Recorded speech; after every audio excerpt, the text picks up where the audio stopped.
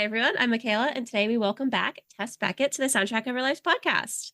Hello, I'm excited to be here. Yeah, so you put out your new single, and in doing that, you had mentioned your um, time with Turn Up Her Mic, or the experience that you had with Turn Up Her Mic, and hmm how it was with video. So if you could talk a little bit about that. Yeah, so I tour as a videographer. I did the Turn Up Her Mic program with front of house audio engineering, Okay.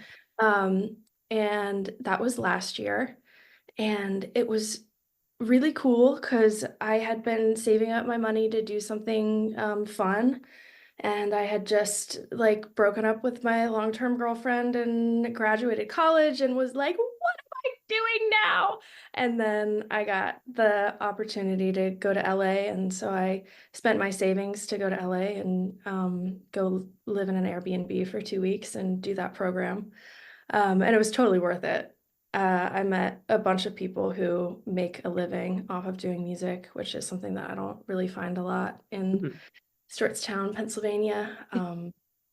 So in terms of like things that I learned and people that I made connections with, it was invaluable.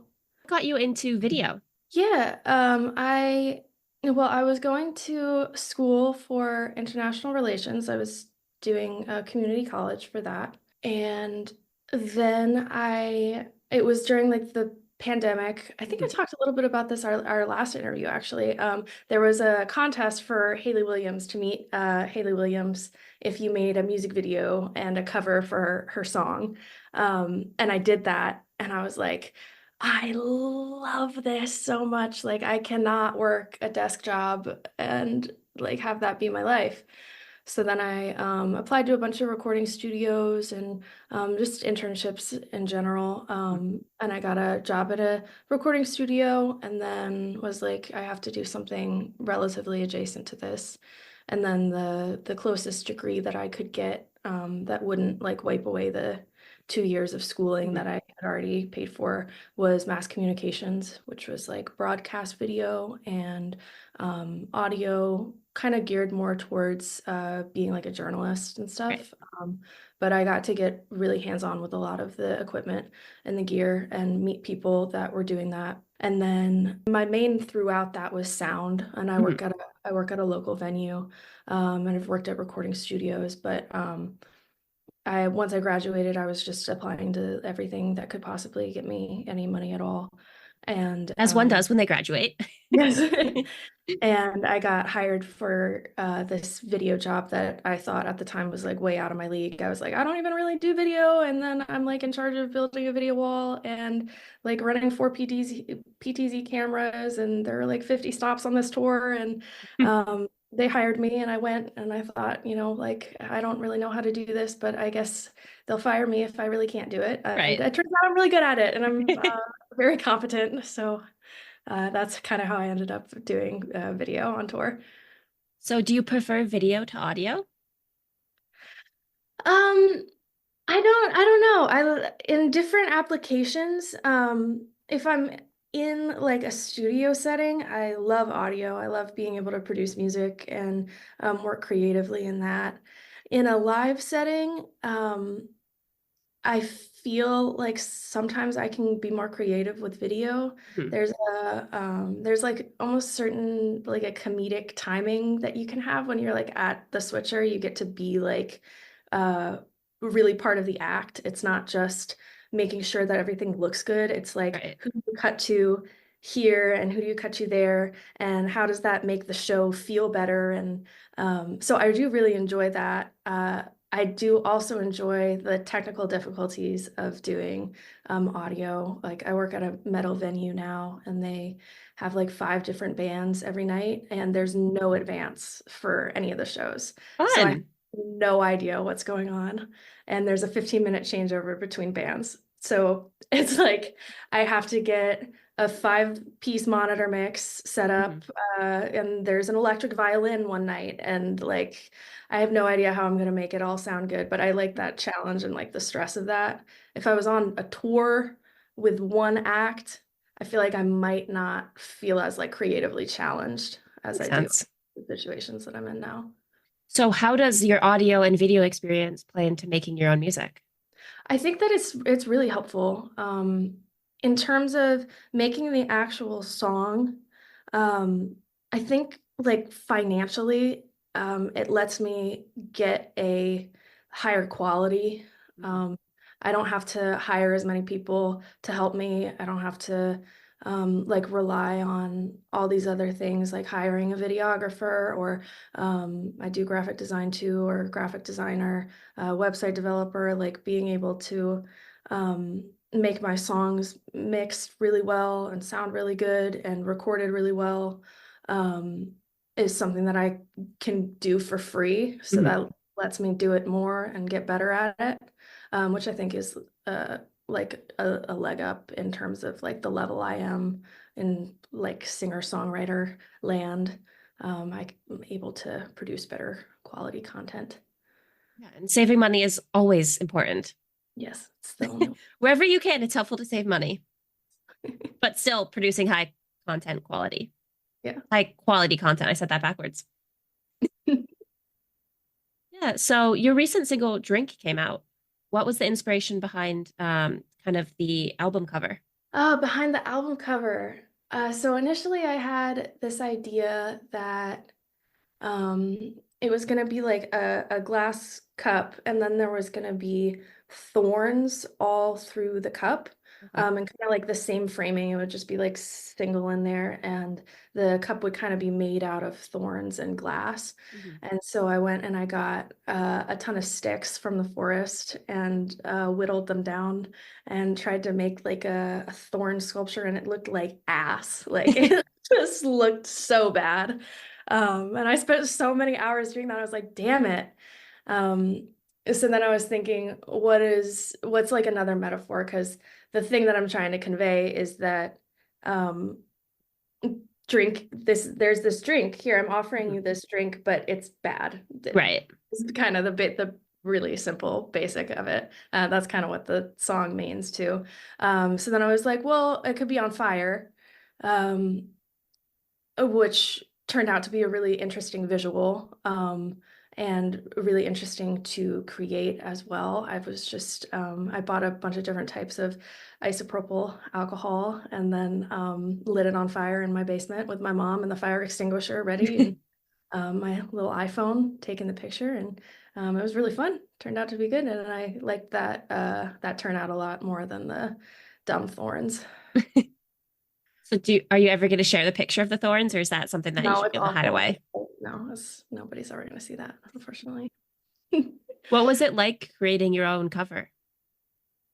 I love it. I love doing that for Toxic too. I feel like I get so stuck on the actual song. Like I need to stop spending so much time on songs before I put them out. Like hours and hours and hours and hours from when I write them to when I produce them and when I mix them. And then by the time it's like, okay, I'm done with this, I need it away from me. Mhm. Um, I get to like look back on it and be, what are other types of media that can pair well with this? And what are other ways that I can say, like visually, what I'm thinking sonically or lyrically? And I find that really, really fun. I Mhm. find the process of doing that really fun. And then actually like putting it into um, a project. I love projects. So like for Toxic, I made slime for the hands and crafted a bunch of different recipes. And then for this, I was trying to figure out how much alcohol you need because I wanted the fire to be all the way at the bottom of the glass, but I couldn't do that, and I kept shattering the glass, so it had to be at the top. I just like doing stupid stuff like that, to be honest with you. How many glasses did you go through? Um, I think three or four. That's not too bad.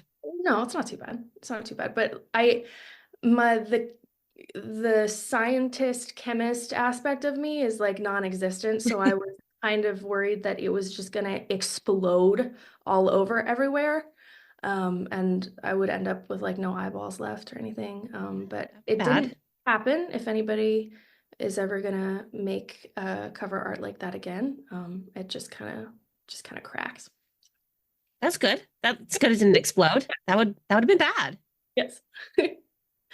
So what has the reception been like from your fans with this new single? It's been really good. I've been really happy with it.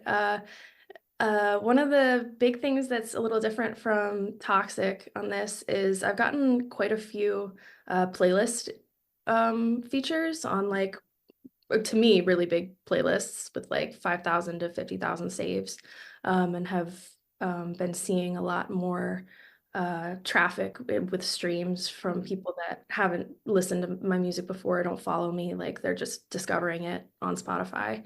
Um, and so that's been really fun. I've noticed that it's been finding a niche in like the pop rock place, which Mhm. has been what I've listened to my whole life. And it's very Paramore inspired.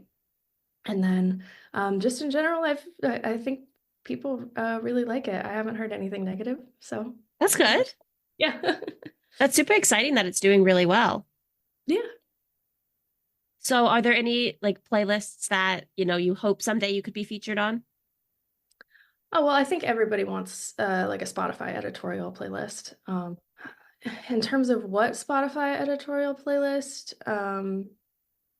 either like one of their indie ones or any of their queer features. It would be Mhm. cool to be on their queer features. So maybe something to strive for later. But I think it's just the luck of the draw. Mhm. Those things are kind of crazy how they pick the songs. Like sometimes I look at them like, I don't know if this really fits, you know? Like, Yeah, I don't know. Playlisting is a world that I really don't know a whole lot about. I don't really, this sounds bad. I don't really listen to other people's playlists. mhm. I There's don't, nothing wrong with that. yeah, I've just never been in that. I've never been like, oh, this is a really good playlist. I'm kind of just like a boring album listener. Like I'll just turn on an album and listen to an album in full. Yeah, same. I make my own playlists Yeah. because I'm like, oh, I want to listen to the music I like. I don't want to listen to the music somebody else likes. Exactly. Which I feel like the whole point of playlists is to discover new music, which I understand. But sometimes I don't want to discover new music. There are definitely times where I'm like, I can't. I need to listen to something that I've listened to 100,000 times before. And I need to listen to that for the next week at Yeah. least. So the song kind of goes through an intimate or, personal experience for you. What was it like kind of putting that out into the world? Yeah. I think when I released Toxic, which was like about something, this is about something that's very personal to me, but that was the first one, the first thing that I had ever put out Hmm. to people that I know. Like I wasn't posting it on some online forum, like anonymously or whatever, um, about something and then talking about it like in interviews and online about what it was about, like a very personal family experience. Um, when in person, I don't really talk about myself or my personal life at Hmm. all, unless you're a very, very close friend of mine. So that was definitely a sort of exposure therapy. Um, and then for this song, I feel like it was so much easier for me to be like, yeah, this is the song. And it's about like I had this bad breakup and kind of touching on some of the themes of toxic, of like the storyline of, I keep coming back to this bad thing. And it also talked about my sobriety, which is something that most everybody that I know knows about me because I just don't drink or do anything like that. Um, so I think it was a much more comfortable place for me to share. And wasn't anything like toxic. I felt like it was like almost like embarrassing because it was Hmm. like I am doing this bad thing for me again and again and again. Um, Whereas drink is more so reflecting and being like, I'm actually not doing this bad thing, but I want to. So I think it's Hmm. easier to talk about and release drink than it was for toxic. I think most people can relate to doing something bad for themselves, whether, it's they watch, they keep going on Netflix when it says, do you want to stop? Or like whatever that bad thing is for them. I think they can relate to that. And then the same thing with drink. It's like, I really want to watch that next episode. Yeah. Maybe not today. maybe that'll be the remix. Yeah. Right. So it's not necessarily have to be about drinking or alcohol or anything like that, or even like relationship stuff. I feel like it's very something that we just see so much in our culture is people constantly doing these things that are bad for them, but they still like doing it anyway. It's really interesting. What was the process of writing Drink? Um, I wrote it last year, again, right after I broke up with my long-term girlfriend. Um, and when I wrote it, it was a very sad, quiet, slow song. It was like maybe 15 BPM slower than it is than the release version. Mhm. It didn't have any of the distortion in it.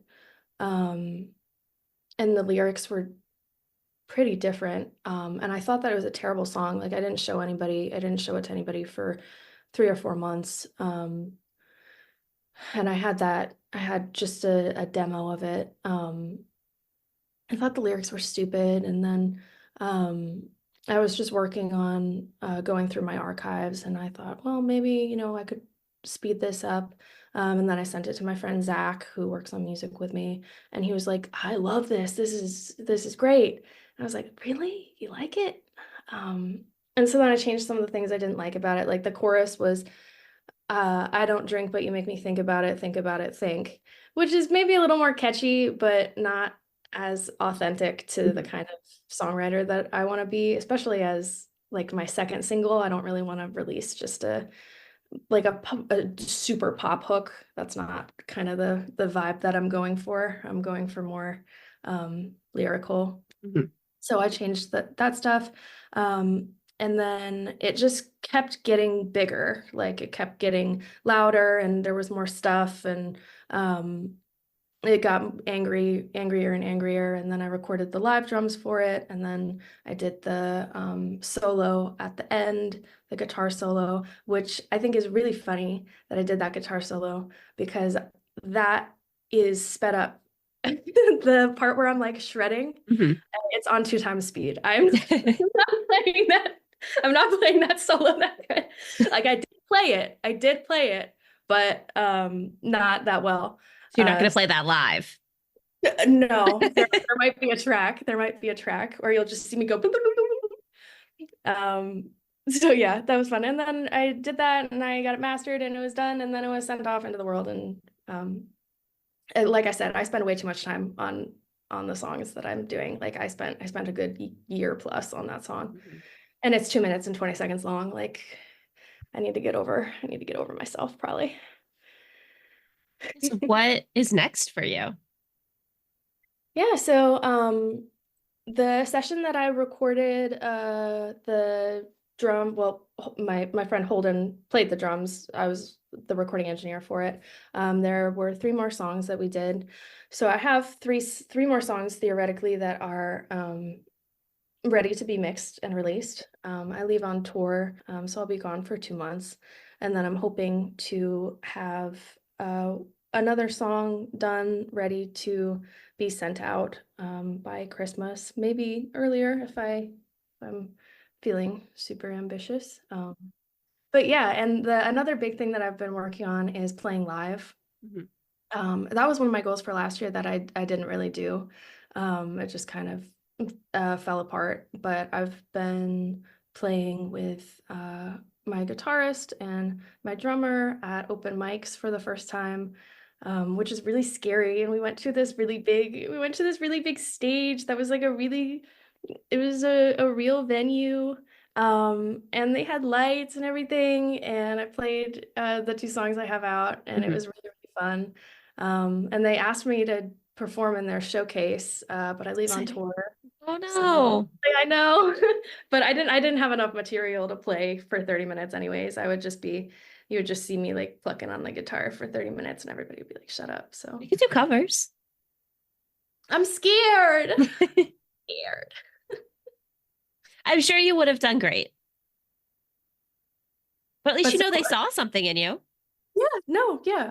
And my goal is one of my goals as a musician in my whole life is to do a stupid little like Northeast tour Mhm. where I just play to like 5 people in like 10 different dive bars over the course of 2 weeks.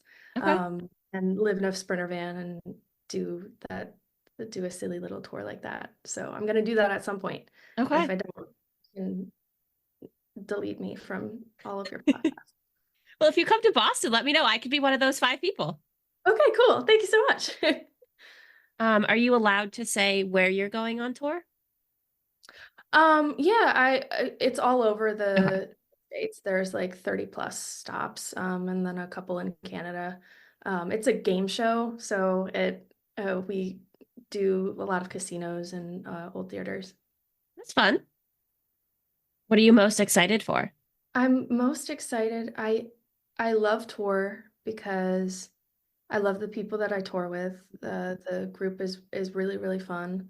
Um, and I really love the fact that I can just go and it's almost like being in the military, I think. I've never been in the military, so I don't know. But everything, like I mentioned before, everything's taken care of. Like Hmm. I know what I'm gonna eat, what I'm gonna eat, what times I'll be working, what days I have off. Like all of my hours are planned, Hmm. and I don't have to take care of anything other than my job, which to me is like a vacation. So I work very hard on tour. There's very long days and Hmm. um, a lot of annoying people and men that I have to deal with, but I really like that. I'm really excited to go back. That's good. Well, I'm excited for you to have vacation. Thank you. Vacation that's not vacation. But I mean, if you love your job, which you're supposed to, hopefully, then it should feel fun. Yeah, it is definitely fun. That's good. Glad you enjoy your job. Me too. So, going forward, are you going to continue to make the artwork for your singles? Yeah, Is that something you think you might always do, or? I think so. I can't really imagine not doing it. I'm so particular with what I want the cover art to look like. There are songs and albums that I will not listen to because I don't feel like the art matches the music. Okay. Um, and it'll like ruin the song, it'll Hmm. like ruin the music for me if it don't feel like it matches. And plus I think it's so fun. I like that. Are there any particular ones that you don't listen to because of the artwork that you want to say? Yes. Okay, this is a bad one because I still listen to it because the music is so good. But Remy Wolf's EP, which is like one of my favorite EPs, it's like I'm allergic to dogs. Hmm. Album, that cover art is terrible. I'm so sorry, Remy Wolf. She's the love of my life. I would do anything for her. But that cover is awful. It's really bad. Like I try not to look at it when Hmm. I'm listening to music. And I'm sure later today I'll think of 20,000 more. So, if you could remake that cover art, what would you make it as? Ooh. I think I would do some like sketch that had a lot of green in it, like some sketch of Remy just like walking, like running away from a dog or something. It's less so about the content of it and more Hmm. so about just like the actual visual way that it looks. I understand Um, what you're saying. Yeah. The feeling. I like it. So before I ask the last question, was there anything else that you wanted to mention or talk about today? I guess just thank you so much for having me back. I had such a great time on the last one.